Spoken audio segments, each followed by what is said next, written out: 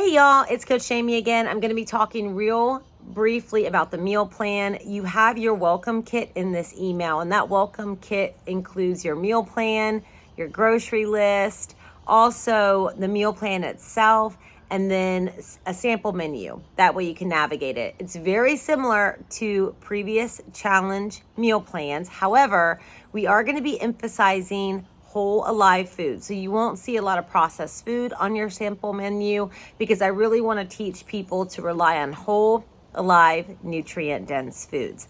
Now, I do want to say this. The goal of this particular challenge is really a reset of healthy behaviors and healthy habits. Y'all know what to do. We just got to get back into doing it. This isn't just about weight loss. This is about changing our lifestyle and really creating those habits and behaviors that we are going to continue to practice over a period of time. And when we do that, that's going to lead to big results. So I don't really want to dive into the particulars, the nitty gritty of the meal plan. I'm going to let you study that. Study the permitted food sheet, the grocery list. That is what you can and can't have. Now, like I said in my prior video on the format of the program, I want you all to shoot for A, or not A plus, B plus students, meaning you are following this meal plan 80 to 85% of the time. The rest of the time, maybe you're fumbling, you're stumbling, or you're consciously choosing to eat off plan, and that's fine. No shame allowed. Sustainability is really what we're shooting for here. That way we don't have to keep doing resets. We want to create a sustainable lifestyle that's going to work for us. So the meal plan that we are eating, we're going to be eating 80 to 85% of the time for the rest of our life. And the reason why is because these foods are low inflammatory. And inflammation, we know, is the root of all disease. So we want to eat low inflammatory. It also is low glycemic. So it helps to regulate blood sugar. So 80 to 85% of the time, we want to be eating in a way that helps to promote healthy blood sugar. And we also want to eat in a way that helps to stabilize our moods and our energy levels. And that is also low glycemic food. So that's why we're doing what we're doing. Now, you'll see some things are not on the list, right? Some starchier vegetables or some fruit or maybe even grains. If you want those things from time to time and you want to put those in your 15% spot, do it. They're not going to hurt you.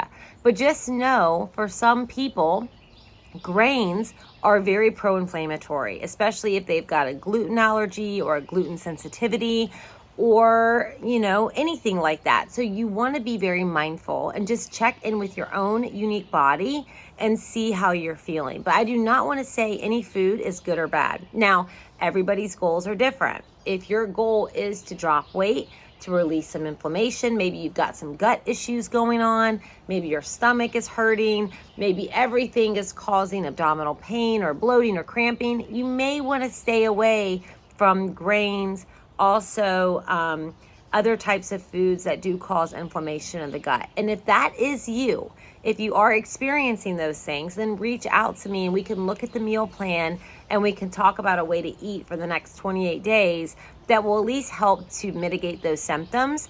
But you may want to check out doing some other testing to see what's going on in your gut. And I can refer you to a great organization for that. So that's where we're headed. So this is the tip for the meal plan. Study it.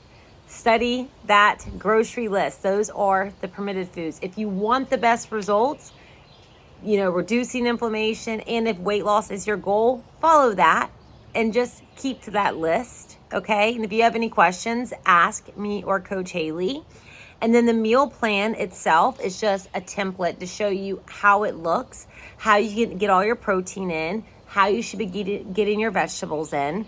And then the meal plan sample are just some ways to organize your meals. If you're just like, how do I do this? How do I do this?